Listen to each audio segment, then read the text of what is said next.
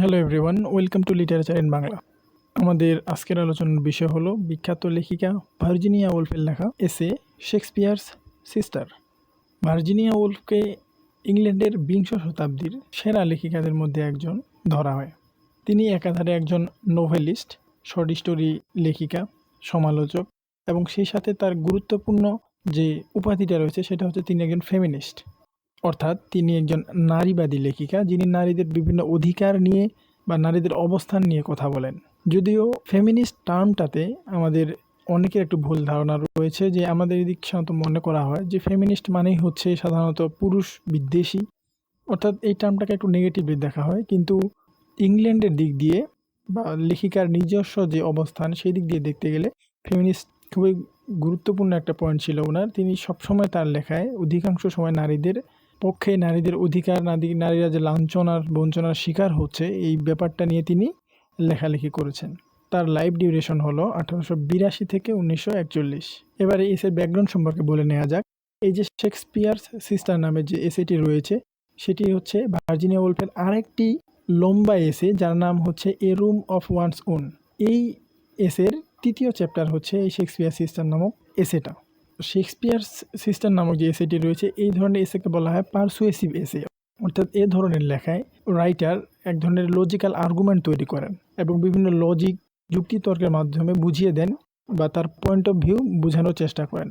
সেই সাথে এটা বলে রাখা ভালো যে শেক্সপিয়ার সিস্টার বলতে যে শেক্সপিয়ারের বোন অর্থাৎ বিখ্যাত লেখক শেক্সপিয়ারের বোনের কথা বলা হচ্ছে এমনটা নয়। এখানে যে তার সিস্টারের কথা বলা হয়েছে লেখক শেক্সপিয়ারের, সেটা আসলে কাল্পনিক হিসেবে সেই সময়ে শেক্সপিয়ার হলে কী ধরনের সুবিধা পেতেন এবং মেয়ে হিসেবে শেক্সপিয়ারের বোন কী ধরনের সুবিধা পেতেন, এরকম এক ধরনের আর্গুমেন্ট ফুটিয়ে তোলা হয়েছে যে সময়কার ভিত্তি করে লেখিকা এই এসেটি লিখেছেন সে সময়কার তুলনা করে। আর এই সময়টা হচ্ছে ইংল্যান্ডের, আমরা যে বিভিন্ন হিস্টোরি অফ ইংলিশ লিটারেচার বা অন্যান্য ক্ষেত্রে জেনেছি যে ইংলিশের বেশ কিছু পিরিয়ড ছিল, ঠিক সেরকম এলিজাবেথান পিরিয়ডের অবস্থান বা ওই সময়কার নারীদের কী অবস্থান ছিল এই ব্যাপারে তিনি এই এসেটিতে লিখেছেন। এসের শুরুতেই লেখিকা আলোচনা করেছেন যে ইংল্যান্ডে এলিজাবেথান যুগে মেয়েদের কী ধরনের পরিবেশের মধ্য দিয়ে যেতে হয়েছে, কেন এ সময়ে তারা সাহিত্য রচনা সহ অন্যান্য সব দিক দিয়ে পুরুষদের তুলনায় পিছিয়ে ছিল। এটা এখনও একটা ধাঁধার মতো জট পাকিয়ে রয়েছে যে সেই সময় পুরুষরা সারা জীবনে একটা হলেও গান বা সনেট লিখেছে, তাহলে মেয়েরা কেন একটাও কিছু লিখল না এই সময়। এরপর তিনি নিজেই জানিয়ে দিয়েছেন যে সে সময় মেয়েদের জীবনের সব ক্ষেত্রে সমান সুযোগ দেওয়া হয়নি। আমরা সাহিত্যে জীবনের প্রতিচ্ছবি দেখতে পাই, যেমন শেক্সপিয়ারের লেখাতেই দেখুন জীবন থেকে তুলে আনা মনে হয়। এখন মেয়েদের যদি জীবনের সব ক্ষেত্রে সমান সুযোগ বা সেই সুযোগটা না দেওয়া হয় তাহলে তারা কিভাবে সাহিত্যে ভালো করবে। বিখ্যাত লেখক ট্রিভিলিয়ানের ইতিহাস ভিত্তিক লেখা হিস্টোরি অফ ইংল্যান্ডে দেখানো হয়েছে যে সে সময়ে মেয়েরা স্বামীদের দ্বারা নির্যাতিত হতো, সব ক্ষেত্রে পুরুষদের আধিপত্য দেখা যেত, মেয়েদের তাদের পছন্দ অনুযায়ী বিয়ে করার সুযোগ ছিল না। অপরদিকে সে সময়েরই সাহিত্যে নারীদের আবার দেখানো হয়েছে ব্যক্তিত্ব সম্পন্ন হিসেবে, তারা উপন্যাসে পুরুষদের উপর আধিপত্য বিস্তার করে। আবার কোথাও নারীদের খুব সুন্দর হিসেবে বা কোথাও খুবই হিংসাত্মক, ভয়ঙ্কর এভাবে তুলে ধরা হয়েছে। অর্থাৎ উপন্যাস বা সাহিত্যের ক্ষেত্রে নারীদের অবস্থানটা একটু দৃঢ়, শক্ত এবং বেশ উজ্জ্বল, কিন্তু আবার সঠিক যখন মানুষের ইতিহাস জানতে চান আপনি ইংল্যান্ডের, তখন হিস্টোরি অফ ইংল্যান্ড অনুযায়ী দেখবেন যে সেই সময় মেয়েরাই নির্যাতিত হয়েছিল। অর্থাৎ দুইখানে দুই ধরনের চিত্র, উপন্যাসে খুব ভালো, আবার প্রকৃত অর্থে ছিল খুবই খারাপ অবস্থায়।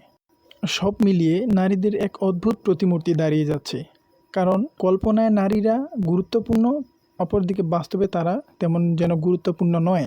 তারা সাহিত্যে শাসন করছে কিন্তু ইতিহাসে তার উল্টো পরিস্থিতি। সাহিত্যে দেখা যাচ্ছে যে তারা রাজাদের শাসন করছে, অর্থাৎ ধরুন যে ম্যাকবেথের কথা, তার ম্যাকবেথের উপর লেডি ম্যাকবেথের প্রভাবটা চিন্তা করুন। ঠিক সেরকম তারা দেখা যাচ্ছে সাহিত্যে রাজাদের শাসন করছে কিন্তু বাস্তবে দেখা যাচ্ছে তারা স্বামীদের দাসী হিসেবেই ছিল। সাহিত্যে তাদেরকে দেখানো হয়েছে ফিলোসোফার হিসেবে, কিন্তু বাস্তবে তাদের মূর্খ হিসেবে দেখিয়েছে পুরুষ শাসিত সমাজ। তাহলে আপনি যদি ইতিহাস আর পোয়েট্রি একসাথে পড়ার পর নারীদের একটা চিত্র কল্পনা করেন তাহলে সেটা একটা মনস্টারের রূপ নেবে, একটা দৈত্যের মতো আকৃতি হবে। এর কারণ হচ্ছে দুখানে দু ধরনের বর্ণনা। বাস্তবে তারা হয়েছিল অত্যাচারিত, অথচ সাহিত্য বলছে যে তারা রাজাদের শাসন করেছে, তাদেরকে খুব ভালোভাবে ফুটিয়ে তোলা হয়েছে। তবে বাস্তবতার সাথে যদি ফিকশনের তুলনা করলে আরও কিছুর স্পষ্ট ধারণা পাওয়া যেতে পারে। এরপর লেখিকা জানিয়েছেন যে এমনকি ট্রিভিলিয়ানের যে বইটা রয়েছে হিস্টোরি অফ ইংল্যান্ড, সেটিও নারীদের ব্যাপারে পরিপূর্ণ তথ্য রাখেনি। অর্থাৎ এই বইটিতেও পরিপূর্ণ তথ্য দেওয়া নেই যে নারীরা ঠিক কতটা কষ্ট সহ্য করেছে বা তারা কী অবস্থায় ছিল। নারীদের নিয়ে পরিপূর্ণ তথ্য যেন কোথাও নেই, যা আছে তা একত্র করলে একটা বইয়েরও সমান হবে না। তাই ওই সময়ে একজন নারী শেক্সপিয়ারের নাটকগুলোর মতো কোনো নাটক লিখবে, এটা যেন কল্পনার বাইরে ছিল। এমন কিছু বিশপও রয়েছে গির্জার, যারা এটাও ঘোষণা দিয়েছিল যে অতীত, বর্তমান এবং ভবিষ্যতে কখনোই নারীদের দ্বারা শেক্সপিয়ারের মতো নাটক লেখা সম্ভব নয়। এরপর লেখিকা আরেক ধাপ গভীরে সরাসরি পয়েন্টে এসে আলোচনা করা শুরু করেছেন, যেটা আমরা টাইটেলে দেখতে পাই। তিনি বলতেছেন যে শেক্সপিয়ারের লেখা দেখলে এটা মনে হয় যে এটা আসলেই অসম্ভব ছিল শেক্সপিয়ারের সময় শেক্সপিয়ারের মতো নাটক লেখা। তিনি তর্কের খাতিরেই ধরে নিতে বলেছেন যে ধরা যাক শেক্সপিয়ারের জুডির নামে এক বোন ছিল, ধরা যাক তার মেধা শেক্সপিয়ারের মতোই ছিল প্রখর, তাহলে কি ধরনের চিত্র দেখা যেত? দেখা যেত যে শেক্সপিয়ার কোনো গ্রামার স্কুলে গিয়ে গ্রামারে ভালো দক্ষতা অর্জন করছে, সে খুবই দুরন্ত হতো। দেখা যেত প্রতিবেশী কোনো মেয়েকে বিয়েও করে ফেলেছে, আর শাস্তি এড়ানোর জন্য সে লন্ডনে পালিয়ে যেত এবং সেখানে কোনো থিয়েটারে সে কাজ জুটিয়ে নিত, এবং বাকিটা আমরা শেক্সপিয়ারের জীবনের দিকে তাকালেই পরিষ্কার বুঝতে পারবো। কিন্তু তার মতোই মেধাসম্পন্ন তার বোন, যাকে আমরা কল্পনায় ধরে নিলাম, অর্থাৎ যাকে জুডিথ নাম দেওয়া হলো, তার ক্ষেত্রে কি হতো? দেখা যেত সে ঘরের কাজ করেই দিন কাটাচ্ছে, তাকে স্কুলে পাঠানো হয়নি, এবং তার বাবা উল বিক্রি করে এমন কারো ছেলের সাথে তার বিয়ে দিতে চাচ্ছে। অপরদিকে জুডিথ যেহেতু মেধাবী ছিল, সে পড়ালেখা করতে চাচ্ছে, সে এখনই বিয়ে করতে রাজি হচ্ছে না। এক রাতে সাহস করে সে লন্ডনে পালিয়ে চলে যায়। বিভিন্ন থিয়েটারে সে ঘুরতো কাজের আশায়, কিন্তু তাকে কেউ কাজ দিত না। কোনো ম্যানেজারের হয়তো দেখে দয়াও হতো, সে কাজ দিলেও দিতে পারতো থিয়েটারে, কিন্তু সেও পরবর্তীতে সেটার সুযোগ নিত, এবং এর ফলাফল স্বরূপ দেখা যেত যে জুডিথ প্রেগনেন্ট হয়ে গেছে সেই ম্যানেজারের দ্বারা। আর এরপর জুডিথের সামনে আর কোনো উপায় থাকতো না আত্মহত্যার পথ ছাড়া। তাহলে দেখা গেল যে সমান মেধা থাকা এবং সমান ইচ্ছে থাকা সত্ত্বেও শেক্সপিয়ার একজন বিখ্যাত সাহিত্যিকের বা নাট্যকারের রূপ নিত, কিন্তু তারই সমান মেধা এবং বুদ্ধিমত্তা থাকা সত্ত্বেও জুডিথের পরিণতি হতো আত্মহত্যা, অর্থাৎ মৃত্যু। এই যে জুডিথের কথা কল্পনা করা হয়েছে, এর দ্বারা ওই সময়ে এলিজাবেথান যুগের নারীদের অবস্থান তুলে ধরা হয়েছে। সে সময়েই মনে করা হতো যে শেক্সপিয়ারের মতো জ্ঞানী ও বুদ্ধিমান আর কেউ হতে পারত না। এমন বুদ্ধিমত্তা সম্পন্ন শেক্সপিয়াররা খেটে খাওয়া, অশিক্ষিত, কৃতদাসের মতো কাটানো মানুষদের মধ্যে জন্মানো সম্ভব ছিল না। সেখানে মেয়েদের মধ্যে তো নয়ই, কারণ কৈশোর পেরানোর আগেই তাদের বিয়ে দেওয়া হতো। তারপরেও দেখা গিয়েছে যে খেটে খাওয়া মানুষদের মধ্যেও কেউ কেউ এমিলি ব্রন্টি বা রবার্ট বার্নসের মতো ছিল, যারা তাদের অবস্থান জানান দিয়েছে, যদিও সেগুলো সে সময় প্রকাশিত হয়নি। তাই কেউ কেউ হয়তো কবিতা, গান, সনেট, আঞ্চলিক উপকথা এসব লিখেও ছিল, হয়তো তা ছাপা হয়নি। অর্থাৎ এলিজাবেথান যুগের নারীরা এতই নিগৃহীত হচ্ছিল যে তাদের সাহিত্যকর্ম লেখা চিন্তাও করা যেত না। তারপরও যদি কেউ কেউ লিখেছিল, সেটা তখনও সে যুগে তারা ছাপাতে পারেনি, এমনটা লেখিকা ধারণা করছেন। এরপর তিনি বলেছেন যে তার এ ধারণা সত্য বা মিথ্যে দুটোই হতে পারে, তবে এটা অবশ্যই সত্য যে সে সময় অবশ্যই বুদ্ধিমত্তা সম্পন্ন নারী ছিল, কিন্তু তাদের অনেক প্রতিকূল অবস্থার মধ্য দিয়ে সময় পার করতে হয়েছে, তাই তাদের বুদ্ধিমত্তা আর প্রস্ফুটিত হতে পারেনি। মানুষদের নানা কথা, ভাষায় অত্যাচার সব মিলে তাদের নিজেদের মধ্যেই হয়তো অন্তর্দ্বন্দ্ব দেখা দিয়েছে যে লেখা উচিত হবে কি হবে না। সব দ্বিধা ফেলে যদিও দুই একজন লিখেছেন, তাদেরও সেটা করতে হয়েছে ছদ্মনামের আড়ালে, যেমন কুডরার বেল, জর্জ এলিয়ট, জর্জ সান্ড সহের আরও বিভিন্ন নামে। তাই নিজের মধ্যে সাহিত্যের কোনো শাখায় কাজ করার ইচ্ছেই যদি ছিল কোনো নারীর মধ্যে, তাহলে তার নিজের মধ্যে এক ধরনের অন্তর্দ্বন্দ্ব বা যুদ্ধের মতো দেখা দিত। নিজের সাথেই, নিজের মনের সাথেই তাকে যুদ্ধে লিপ্ত হতে হতো।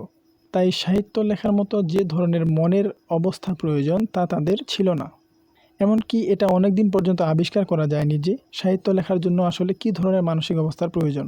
তবে পরবর্তীতে রস্যৌ এই ব্যাপারে লিখেন যে কী ধরনের মানসিক অবস্থা প্রয়োজন, এবং পরবর্তীতে অনেক কবি ও লেখক তাকে অনুসরণ করেন যে সাহিত্য লেখার ক্ষেত্রে আসলে কী ধরনের মন মানসিকতার প্রয়োজন, মানসিক অবস্থাটা কী হলে সাহিত্য রচনার ক্ষেত্রে উপযোগী হয়, এটা অনেক পরেই রস্যই লেখার মাধ্যমে ফুটে ওঠে। আধুনিক সাহিত্যের কিছু লেখা থেকে জানা যায় যে সেরা মানের কোনো সাহিত্য রচনা করা ছিল খুবই কঠিন কাজের মধ্যে একটি, এবং পরিপূর্ণভাবে মনের ভাব প্রকাশ করা সম্ভব হয় না। এক্ষেত্রে একের পর এক বাধা আসতেই থাকে নারীদের ক্ষেত্রে, যেমনভাবে নতুন লেখকেরা বই প্রকাশ করার ক্ষেত্রে কষ্ট ভোগ করে থাকেন। নিজের মধ্যে অন্তর্দ্বন্দ্ব, পরিবার, প্রতিবেশী, বই প্রকাশ সহ শত সমস্যা এসে থাকে বই লেখার মধ্যে। এগুলো ভালো মানের বই লেখার ক্ষেত্রে বড় বাধা।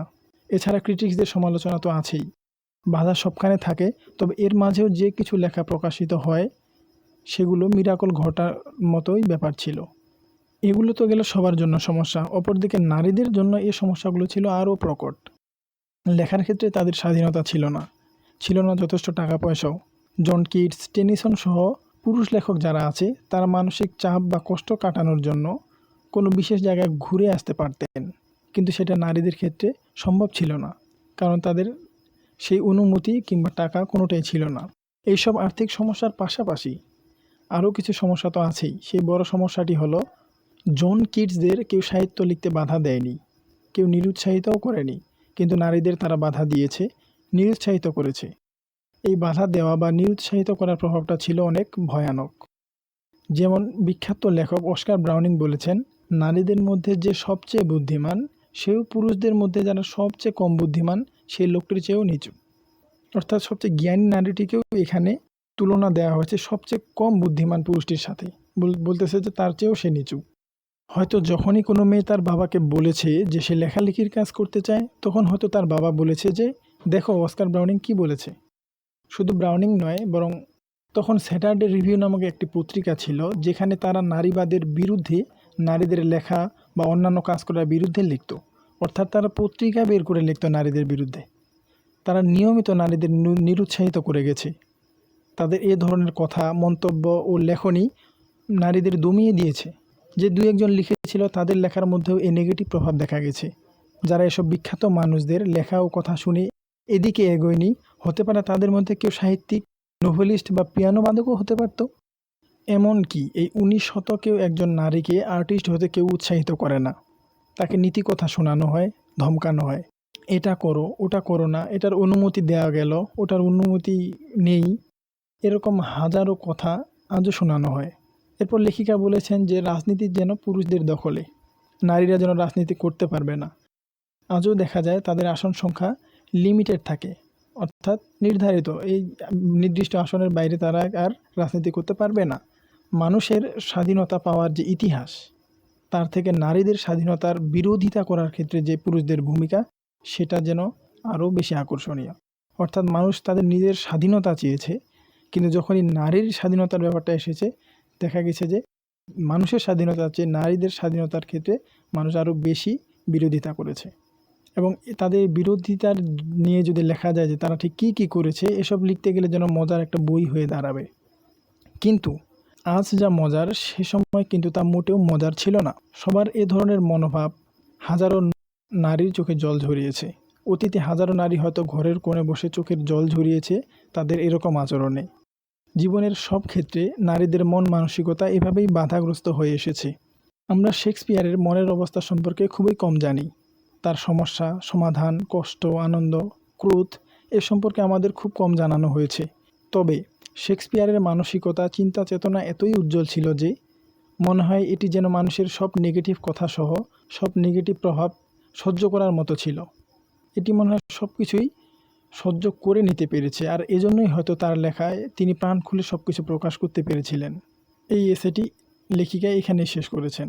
তাহলে কনক্লুশনে আমরা এটা বলতে পারি যে এই লেখাটি বা এই এসেটি ছিল মূলত এলিজাবেথান এজে। সবসময় দেখা যায় যে পুরুষদেরই লেখা, নারীদের তেমন কোনো উল্লেখযোগ্য লেখা পাওয়া যায় না। এর পিছনে কারণ কি ছিল, এই কারণটাই বর্ণনা করেছেন তিনি এই এসেতে। যে ওই সময় নারীরা পুরুষদের দ্বারা অত্যাচারিত, নিগৃহীত হয়েছিল, তাদের অল্প বয়সেই বিয়ে দেওয়া হয়েছিল, লেখাপড়ার ক্ষেত্রে তাদের অনুমতি ছিল না। বিভিন্ন বিখ্যাত লেখক, বিভিন্ন পত্রিকা তারা লিখে বিভিন্ন উক্তি দিয়ে নারীদের সবসময় দমিয়ে দিয়েছে। এমনকি দু একজন নারী যদিও লিখেছে, তাদেরকেও লিখতে হয়েছে সেটা ছদ্মনামে।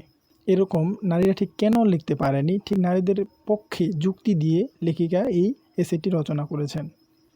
এবং আমরা এই এসেটি শুরুতে আলোচনা করেছিলাম যে এটিকে একটি পারসুয়েসিভ এসে বলা হয়, কারণ এসব লেখায় যুক্তি দিয়ে কথা বলা হয়, বোঝানোর চেষ্টা করা হয়। ঠিক লেখিকা পুরো এসেটিতে যুক্তি দিয়ে বুঝিয়েছেন যে নারীরা ঠিক কেন এই সময়ে ও সাহিত্যে অবদান রাখতে পারেনি, এবং সেখানে তিনি কাল্পনিকভাবে তুলে ধরেছেন, যেহেতু শেক্সপিয়ার এলিজাবেথান যুগের সাহিত্যিক ছিল, সেই সময় তারই বোন হিসেবে জুডিথকে কল্পনা করা হয়েছে এবং দেখানো হয়েছে যে যদি জুডিথ নামে কেউ থাকতো শেক্সপিয়ারের, একই বুদ্ধি মেধা সম্পন্ন, তাহলে শেক্সপিয়ারের দেখা যেত আলাদা। শেক্সপিয়ার, বর্তমানে শেক্সপিয়ার হিসেবে আমরা যাকে চিনি সেটাই হতো, কিন্তু শেক্সপিয়ারের বোন আর শেক্সপিয়ারের মতো মেধাবী হতে বা সেই সুযোগটা পেত না। পুরো এসে জুড়ে তিনি এটা বর্ণনা করেছেন যে নারীরা কেন এলিজাবেথান যুগে কোনো লেখা লিখতে পারেনি। আশা করি এসেটি আপনাদের কাছে পরিষ্কার হয়েছে এবং আপনারা বুঝতে পেরেছেন। নিয়মিত ভিডিও এবং আপডেটস পেতে আমাদের চ্যানেলটি আপনারা সাবস্ক্রাইব করতে পারেন, পাশে থাকা বেল আইকনে ক্লিক করতে ভুলবেন না। এছাড়া ডেসক্রিপশন বক্সে ফেসবুক এবং ওয়েবসাইটের লিঙ্ক দেওয়া আছে, সেই সাথে অন্যান্য যত ভিডিও এবং প্লেলিস্ট রয়েছে সেগুলো ডেসক্রিপশন বক্সে দেওয়া আছে। খুব সহজেই আপনারা অন্য ভিডিও বা প্লেলিস্ট পেয়ে যাবেন সেখান থেকে। ভিডিওটি ভালো লাগলে লাইক, কমেন্ট এবং শেয়ার করে আপনাদের বন্ধুদের জানিয়ে দিবেন। ভিডিওটি দেখার জন্য আপনাকে অনেক ধন্যবাদ।